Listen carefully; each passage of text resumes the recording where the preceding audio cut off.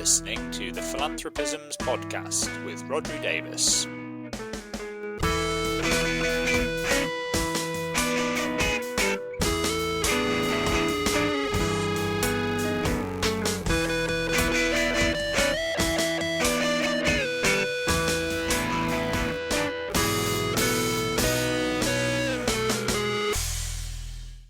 Hello, you're listening to the Philanthropisms podcast. This is the podcast where we try to put philanthropy in context. I'm your host, as ever, Rod Davis, and this week we've got the second of our quarterly series in partnership with ERNOP, the European Research Network on Philanthropy, where I speak to three academics whose work has been featured in the latest release of ERNOP research notes, which try to summarise interesting academic papers and journal articles for the benefit of practitioners. So we've got three great conversations for you this week. So firstly, I talked to Claire van Teunenbroek from University of Twente about some research that she has done on crowdfunding, which is absolutely fascinating. So I hope you enjoy that one.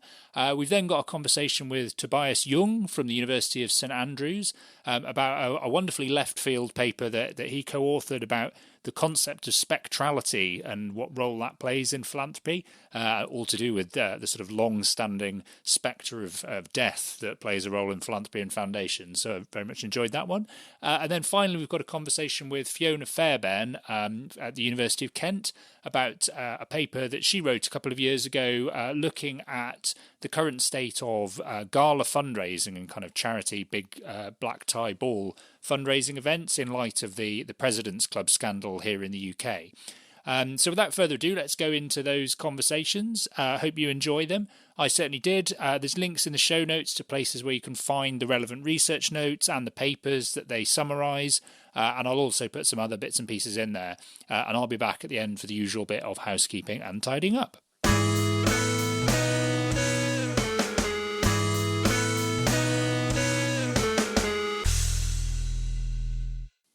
Okay, great. Well, I'm here with Claire van Teunenbroek. Hi there, Claire. Hi. And Claire is an academic at the University of Twente and was the author of one of the papers that's out in this current crop of ERNOP research notes that we're here talking about on the podcast, and a really fascinating paper that I hope lots of you go away and read, all about crowdfunding and kind of looking at what we can find from some of the wider literature that's out there on crowdfunding that sort of tells us about how the mechanisms work within that. But maybe the best place to start is just for you to tell us a bit in your own words about what the focus of this particular paper was and what you found. Yeah, perfect. Thanks. So the focus on the paper is indeed crowdfunding. And to start off, we focus on donation and reward-based crowdfunding. So that basically means crowdfunding for charities. We do not focus on financial crowdfunding like equity and lending-based crowdfunding, as that differs from the more philanthropic-based crowdfunding project. So that's sort of like the side note. And I started with the project after reading a lot of the literature based on crowdfunding and being kind of frustrated that they were very general and descriptive. There are exceptions, of course. And I was really looking for some sort of like a framework that could explain the behavior that I could use also to, for workshops for our practitioners.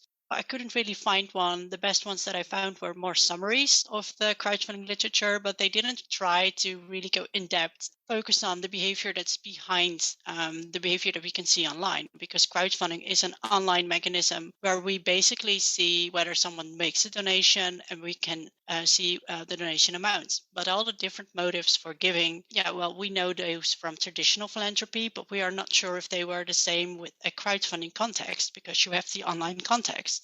And in the paper, as you say, to try and kind of give a theoretical framework around some of what's out there in terms of the empirical findings on crowdfunding that is of use to practitioners, you identify kind of four key characteristics of crowdfunding that you look at in the paper. And maybe you could sort of say a bit more about what those are, because I think they're really interesting, the ways that you've kind of segmented those. So our aim was really, I should also mention it was written with Carolina Dalla Gisa and Laura Hesse. So our aim was really to make it simple because the crowdfunding literature, it's very broad, even though it's a very tiny field. It comes from a lot of different scientific foundations like marketing and sociology, psychology, economics. And so we put them all together, and then we started categorizing like what are like the key features of crowdfunding if you look at the projects. And we came up with 4 of those. The first one being the creator, which is the individual or the organization that starts the project. So that can be you and me, but it can also be a charity or an organization. The second one is a term that people might not know, but it's quite simple, and it's a social information, and that's basically any information about the behavior of the other donors. So that's really key to crowdfunding in that we can see the number of donors that are per project. If you would go to a crowdfunding project, often it states that like 100 people before you made a donation. So that is a key example of social information, which is simply any information about the behavior of others, but then in an online context. And then the third one is the project description, because crowdfunding is really project-based. This is also one of the key variables if you compare it to other ways of fundraising, because you have to be very specific about what you are going to fund. And then we have the rewards. Those are not key for all the projects, but I think my advice would also be to please don't disregard the fact that you could add a reward. So the 4 key features are the project creator, social information, the project description, and then the rewards.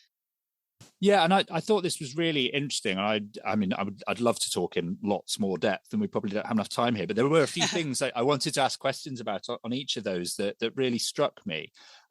One was around the use of social information as you described it there, and you mentioned at one point in the paper that actually you need to be careful not to assume that social information automatically has a positive effect in terms of driving more giving, because actually you can sometimes inadvertently have a negative effect where people see that others have given lower donation amounts and actually give less than they otherwise would. Could you just say a bit more about what you found overall in terms of that impact of social information? Does it tend in general to have a stronger upward or downward effect? Okay, yeah, interesting. I do love this question. This is my PhD. Right, brilliant. Yeah, 4 years of study.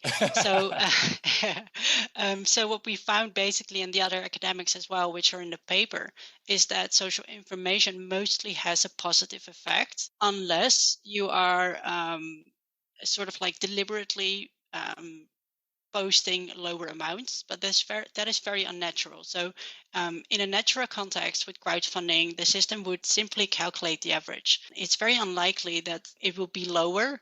I need to explain as well. So the average in giving behavior is always higher than you would expect. That's because of the people who are making a lot of high donations. And if there are only a couple of those with like €1,000, then the average goes up already. So that way it will have a positive effect. However, it can also be too high. So some of the projects, they mention the last 5 donation amounts.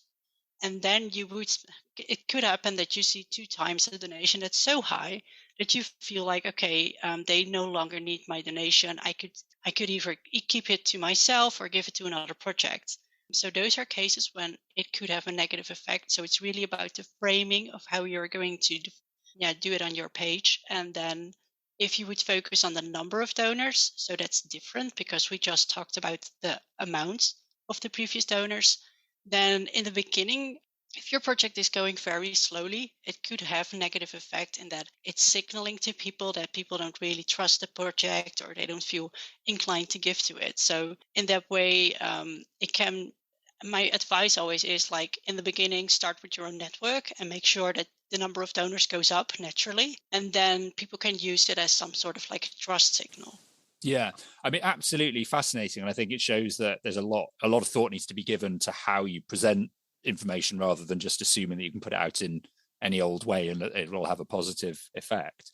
In a similar vein, I wanted to ask about, when you were talking about the way in which projects are described, which, as you say, is kind of crucial to the nature of crowdfunding. You talk in the paper about the choice to be made between whether to frame that project description in a positive way or in a negative way, which it seemed to me goes to a kind of question that's always there for fundraising and charity in general, which is, do you kind of present positive stories that drive empathy and make people feel warm and hope that will get them to give? Or do you try and make the problem seem so bad that people feel guilty and that kind of drives them to give?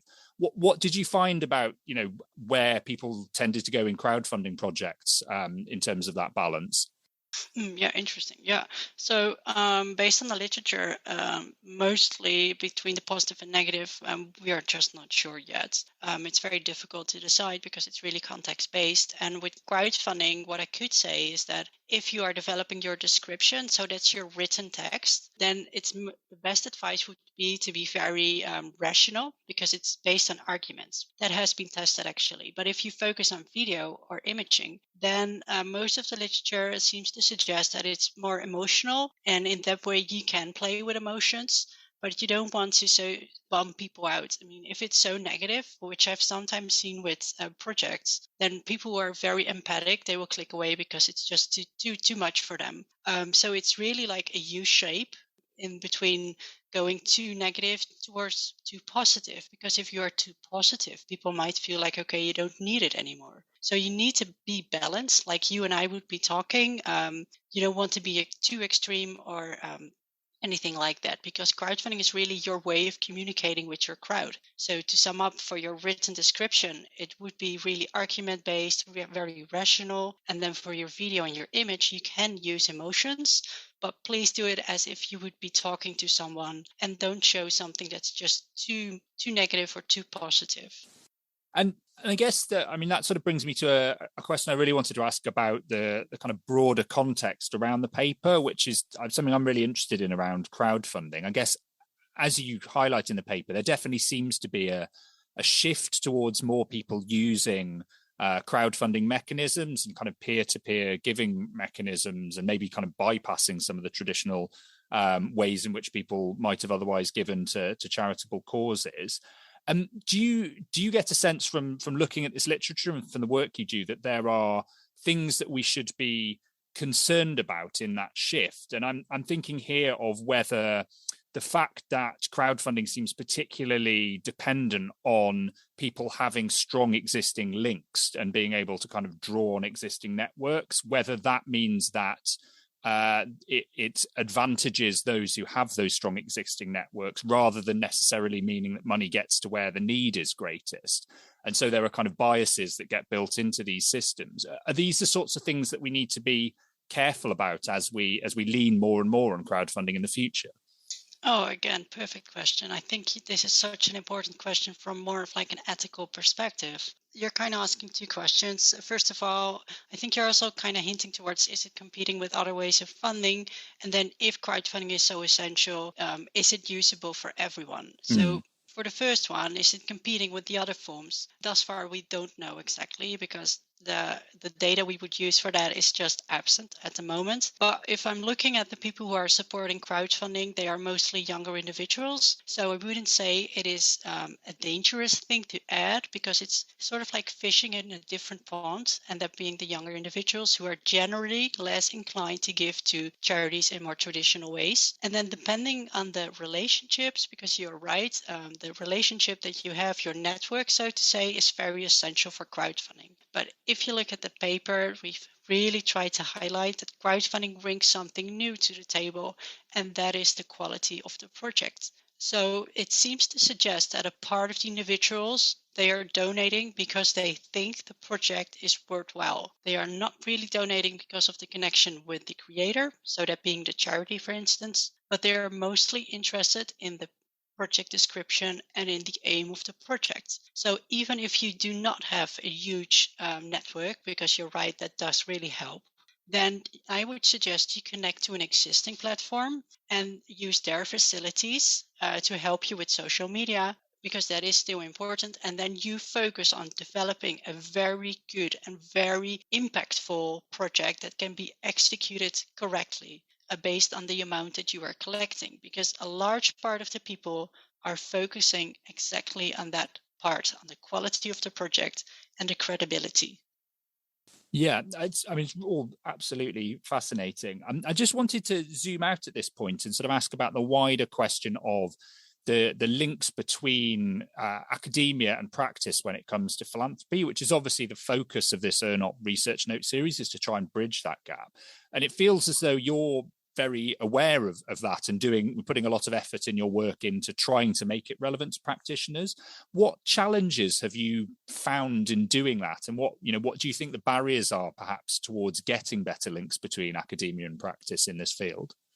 Well, I think the challenges were mostly in my junior phase, when you don't really have the time or the expertise to focus on your network, because you do have to develop your own network, because you can't really use someone else's network, because this is something you have to develop. And if you don't have time based on your university contract, that is very challenging and something you do in your spare time, and not everyone is looking for that. And another thing for me was, if you want to publish, and you do as an academic, because that's what you're judged on, then you need to publish in high-standing journals, and they still don't always value the practical aspects that you try to add to your paper. So what I've done in this paper is constantly considering, okay, what am I reading? How can I use this for practice? And I've been able to do that because I have a network with practitioners, and I've had a lot of meetings with them. So I'm kind of starting to understand their language and their way of communicating and what they need. So that was phase one. And phase two is that you need to find a journal that accepts both high academic quality and a value for practitioners. So I hope more journals will focus on that unique combination. Yeah, absolutely. And I think, initiatives like the one that ERNOP is doing with this research note series can really help, but it takes a lot of quite conscious effort on the part of practitioners and academics, I guess, to kind of find ways of meeting in the middle. Yeah, and I think the notes do really help, being slightly biased working also with ERNOP, because it can be like sort of a step up for people, because we're very active in sharing them. And the podcast, of course, this is great as well, because if people simply start reading, the abstract of the paper, and if they then email me or someone else of the research, then we can start having a conversation, because I'm very aware that these articles are very dry and hard to read, but we are also accessible for having just a normal conversation. And I think that is exactly what the research notes are trying to achieve.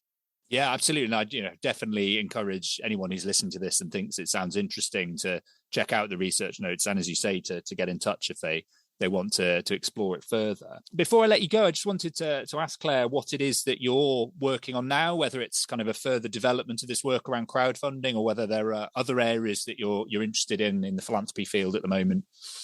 Oh yeah, so I recently moved to another university, and I'm now still focused on crowdfunding because I just think it's very interesting.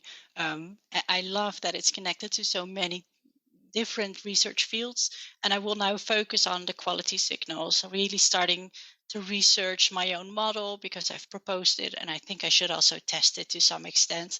And I want to see how strong the impact of quality is in terms of the projects. If you, for instance, connect it to social aspect, like knowing the creator, is that more important than a project description? Basically, the question you just asked, like how important is the network, or can we also use the project quality?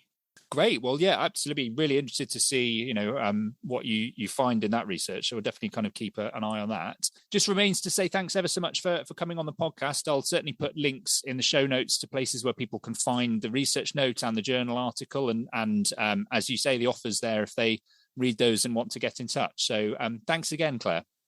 Yeah, thank you. Perfect. Thank you for listening, and of course for reading the paper. Yet the day is not far distant when the man who dies, leaving behind him millions of available wealth, which was free for him to administer during life, will pass away unwept, unhonored, and unsung.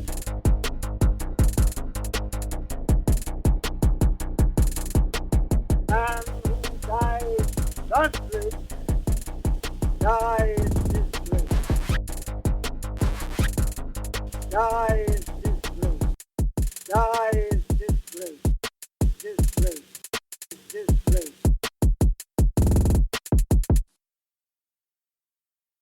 Okay, great. So I'm here with Tobias Jung. Hi there, Tobias.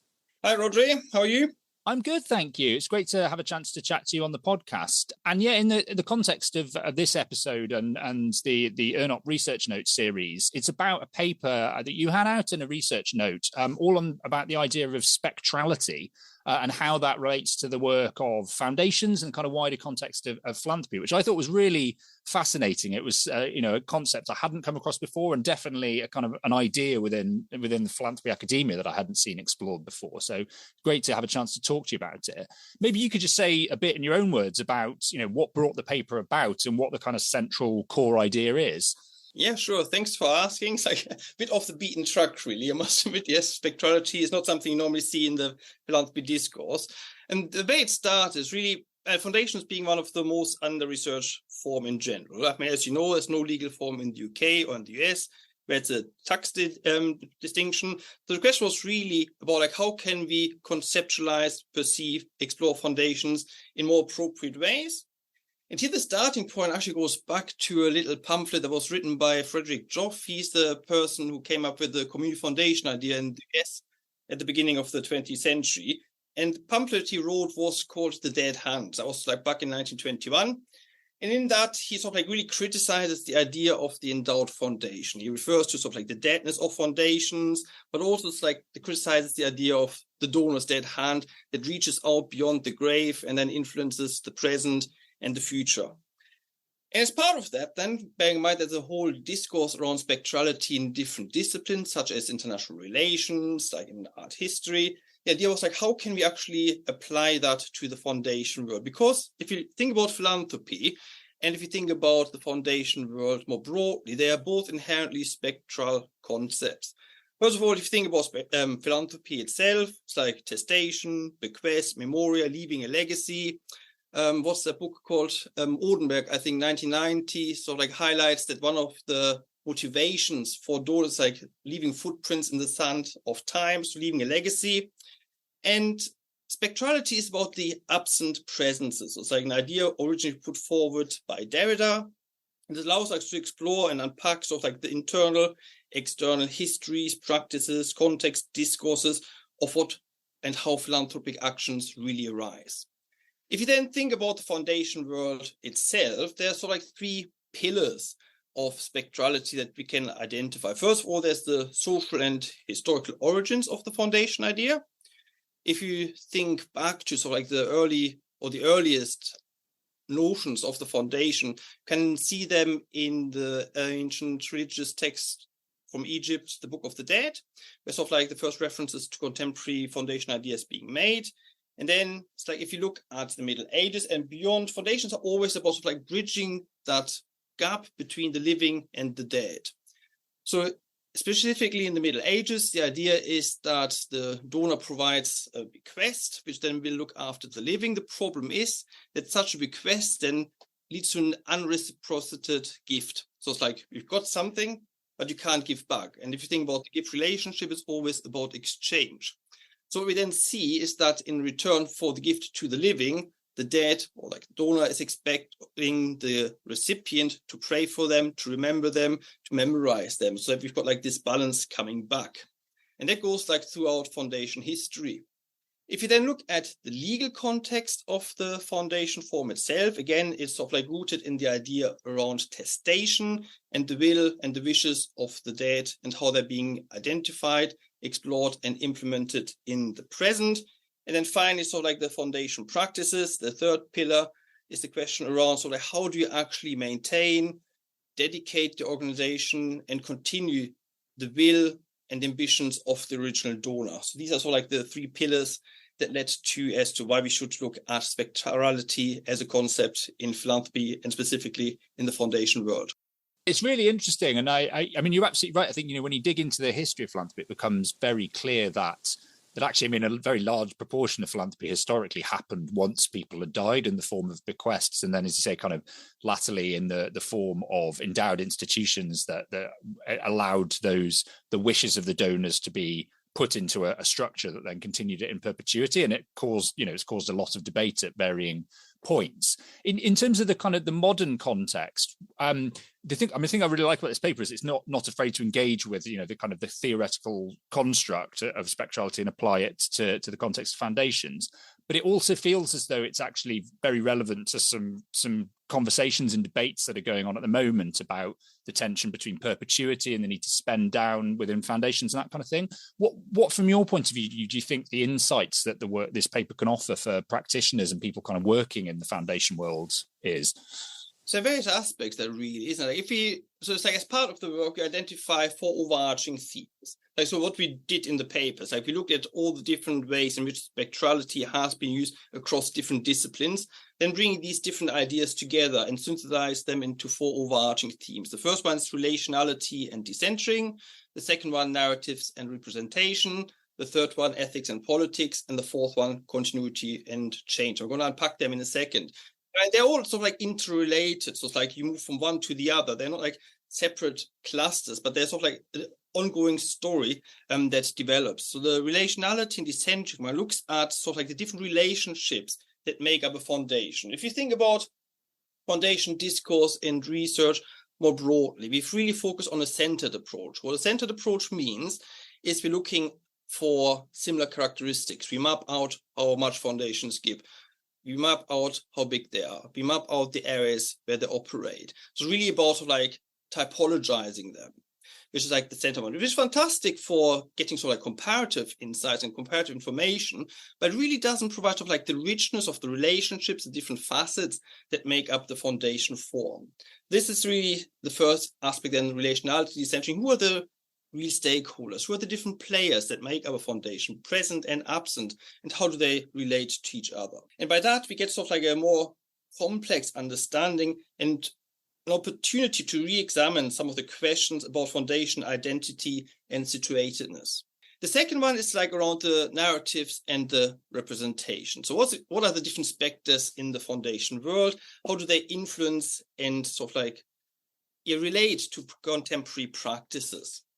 So some of the questions they present are like, what impacts do you have like dead donors or like other deeds on the choices and strategies of the foundation? How are founders represented? What narrative surrounds them? What are the different directions of these narratives that they both encourage, but also that they inhibit? So like, what are some of the stories that are not being told or being put in the closet? This then moves on to the questions around ethics and politics, which highlights issues around what are acceptable and unacceptable, appropriate and inappropriate sources of income, and how they're being used, as well as what other wider specters might influence the foundation world. And then that leads to the fourth one around continuity and change. It's like, where are we now? How did we get there as a foundation? And what are some of the steps we can take to move things forward and ahead? So it's really about bringing different ideas and questions that present themselves in foundation discourse together. And as part of that is both like the positive aspect, but also like some of the more challenging aspects. For example, like the resources, where do resources come from? It's like, and what sort of like specters do they bring with them? Like there's a whole discourse in international relations around the dispossessed and like the unheard. So what are the voices that are not being represented? And bringing these 4 themes together is about like, okay, how can we encourage such debates within the philanthropy discourse and specifically the foundation discourse more broadly? Yeah, it's really interesting. As you say, kind of as a conceptual lens, I think it potentially brings real value in terms of insights for practitioners and people kind of grappling with some of these big questions about philanthropy. And I certainly encourage people to read it, and I'll put links in the show notes to where they can find the research note in the paper. I just wanted to zoom out a little bit and just ask you for your sense of the wider relationship between academia and practice when it comes to philanthropy. It feels as though, it's a crucial relationship because philanthropy as a discipline is sort of fundamentally practice-based in a sense, but often it feels as though there aren't necessarily the connections that there could be. What's your sense of that current state of play, and what are some of the challenges perhaps in getting better links between the two?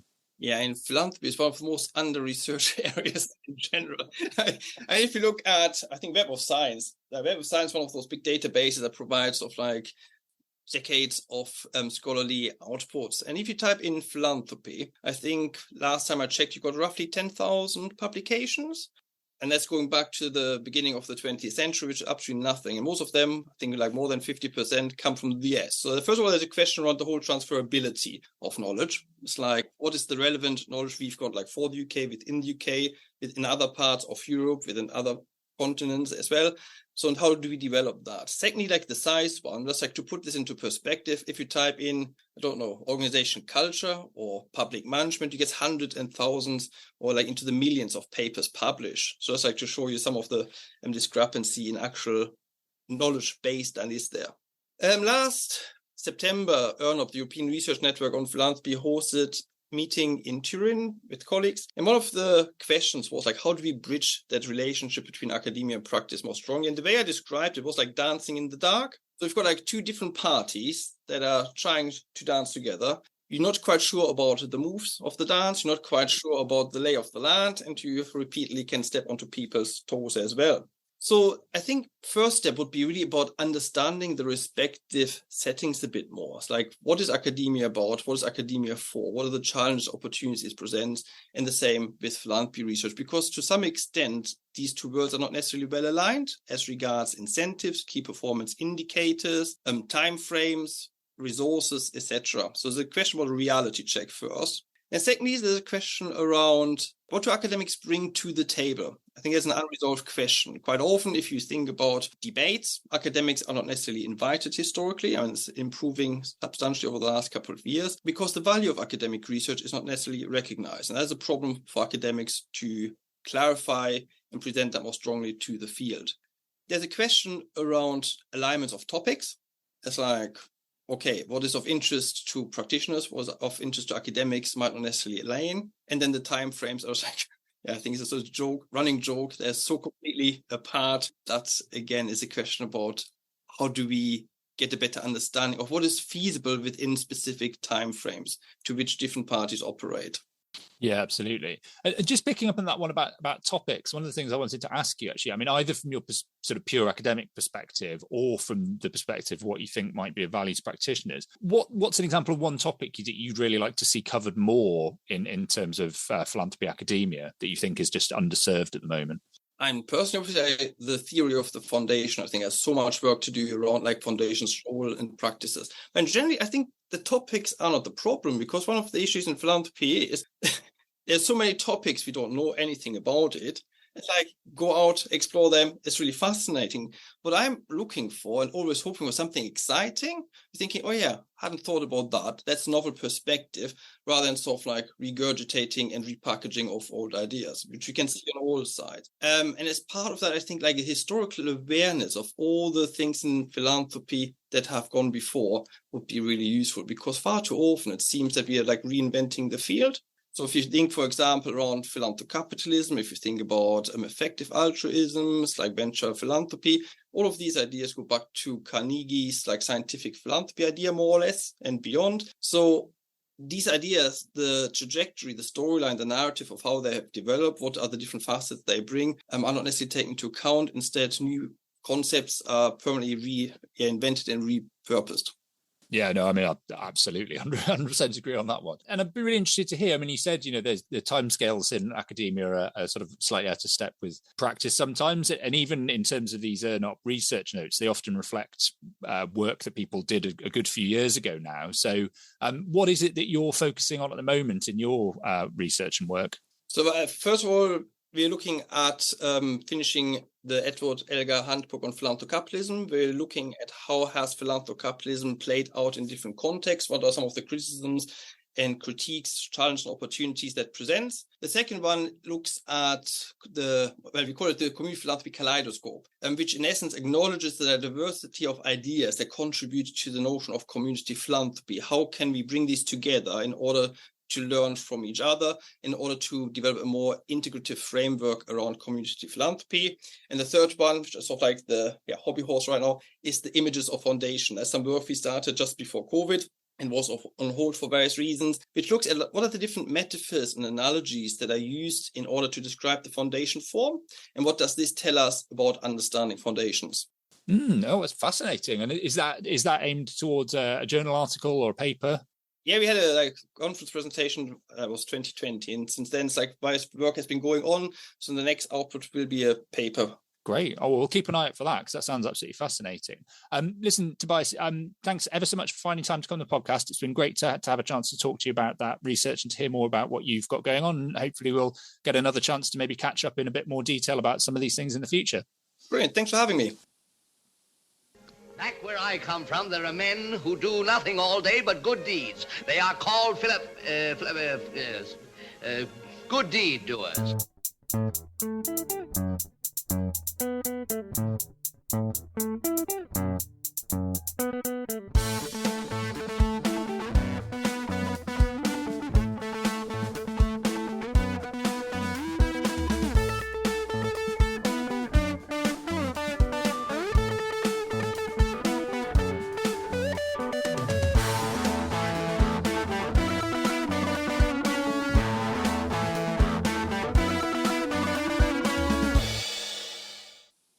Okay, great. Well, I'm here with Fiona Fairbairn. Hi, Fiona. Hi, Rodri. Thanks for having me. Yeah, no, great to have you on. You're really keen to talk about this paper that you've got and the work that's featuring in this ERNOP research note. And I should say, for the benefit of people listening, actually a colleague of mine, at least in a sense, in that we both work at the University of Kent in the Centre for Philanthropy, or at least I do sort of one day a week. So we have kind of worked on things before. So it's great to have a chance to talk to you about your research. Maybe the best place to start is just for you to say a little bit about what the paper in question that you wrote is actually all about and what it was that brought you to do it and what the key findings were. Okay, sure.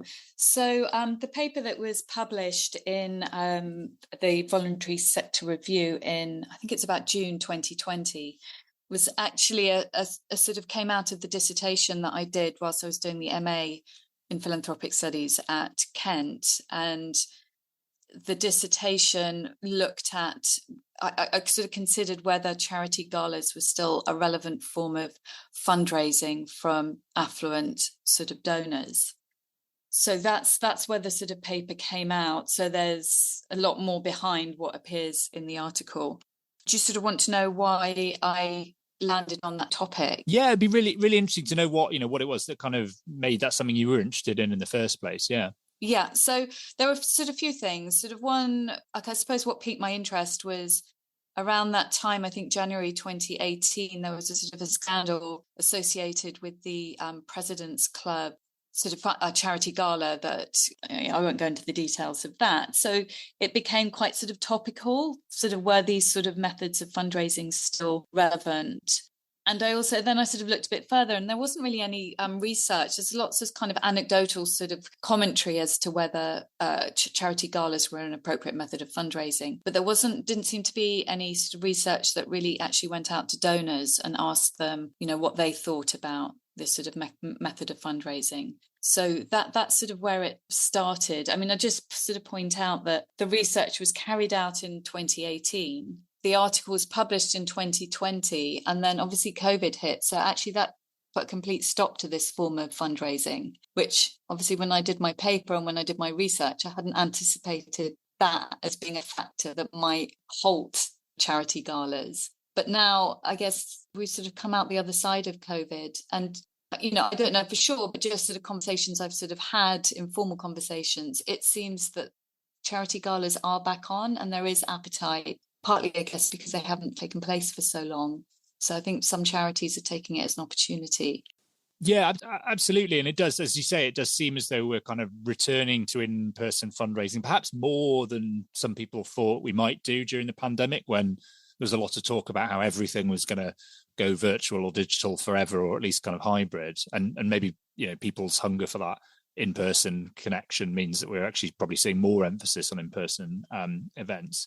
In the paper, you look quite a lot at sort of differences in perception of gala events, and there's some really interesting stuff, particularly kind of look at the differing attitudes between both kind of different parties who might be involved, whether those sort of donors, fundraisers or others, and generational differences as well. Perhaps you could just say a bit about what some of the things you found there.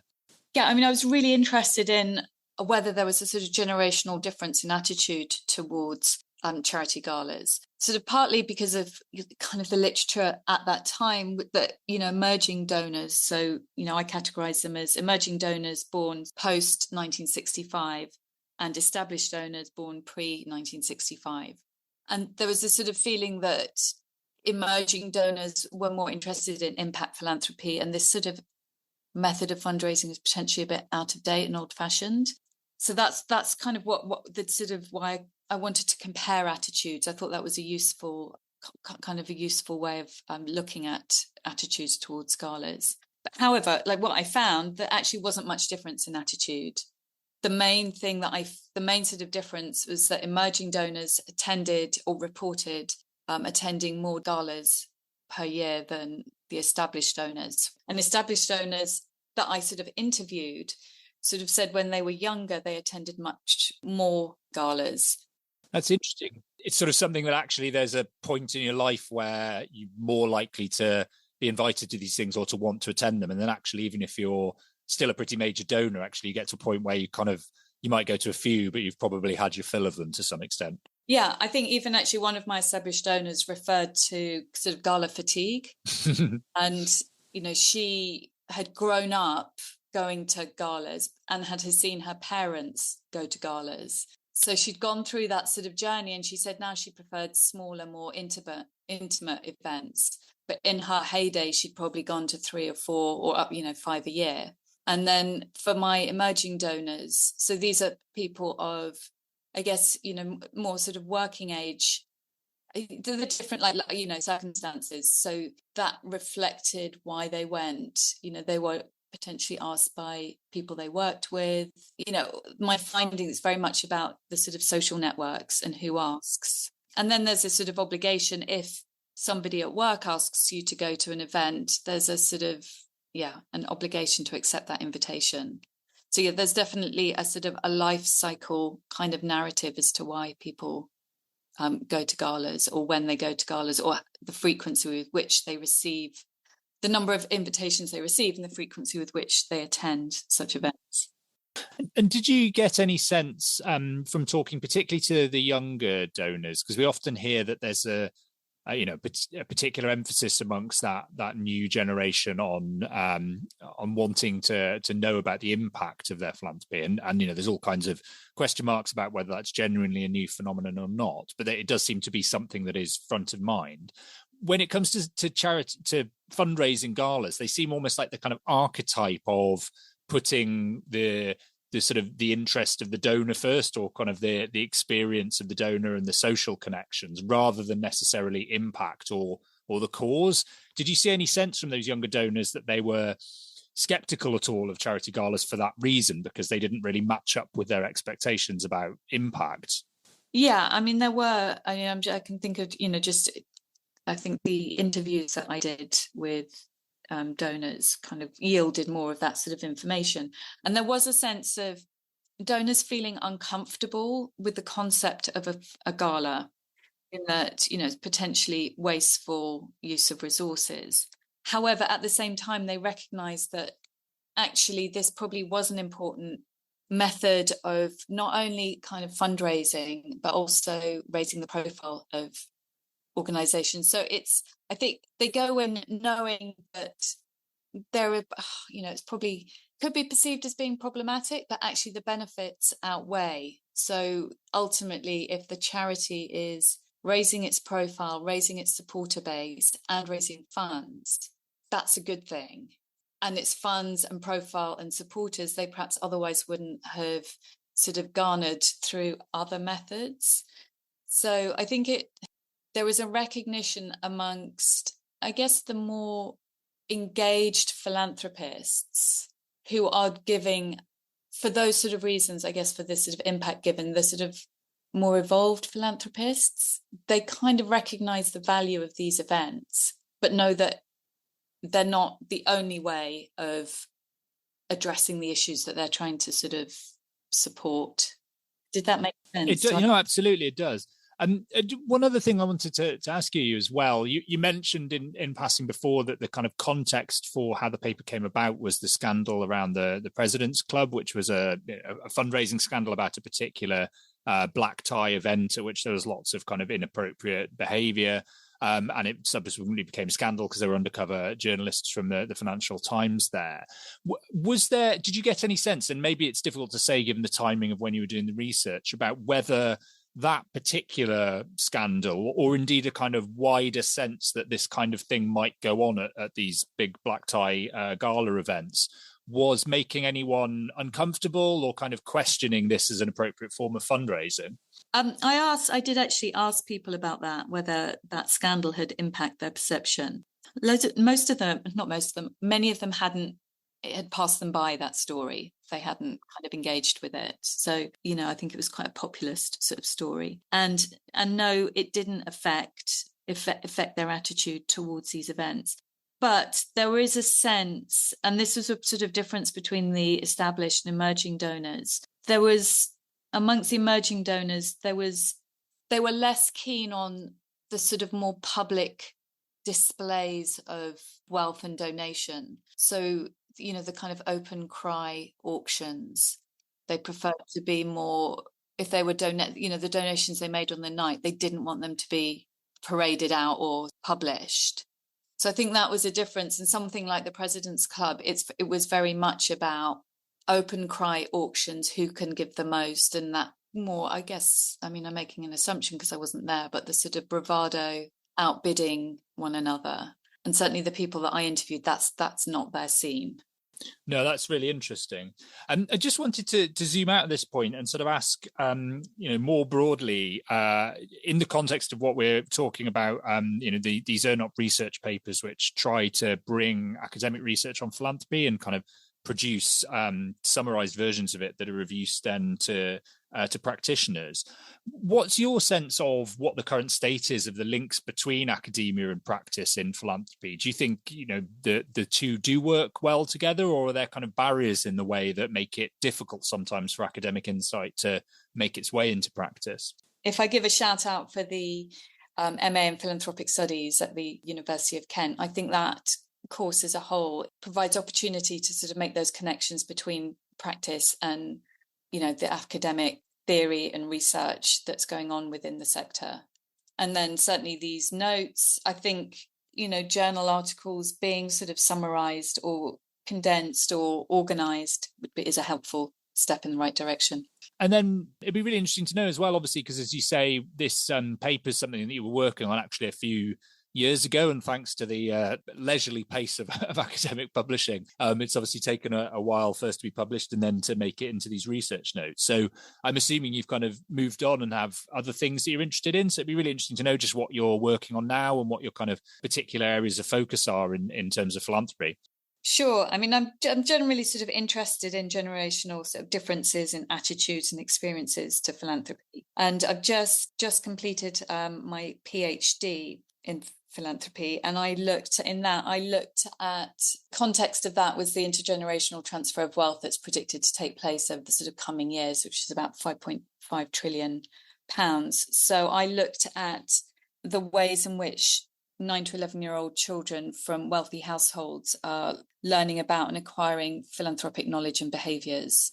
Fascinating. Yeah, I think that area of how children, particularly those who might be in a position to be major donors themselves in future years, get taught about charity and philanthropy and how to do it and the necessity of doing it is really fascinating. There's some really interesting stuff going on there at the moment. So yeah, it'd be great to hear more about that in the future. Yeah, hopefully there will be some papers that come out of that thesis. Yeah, I'm sure we'll keep an eye out for those. Just remains to say thanks ever so much for coming on the podcast. Great to have a chance to talk about this. I'll put links, obviously, to in the show notes to places where people can find the research note and the paper. And yeah, we'll keep an eye out for that other really interesting sounding work in future. Oh, thanks very much. Thank you for having me.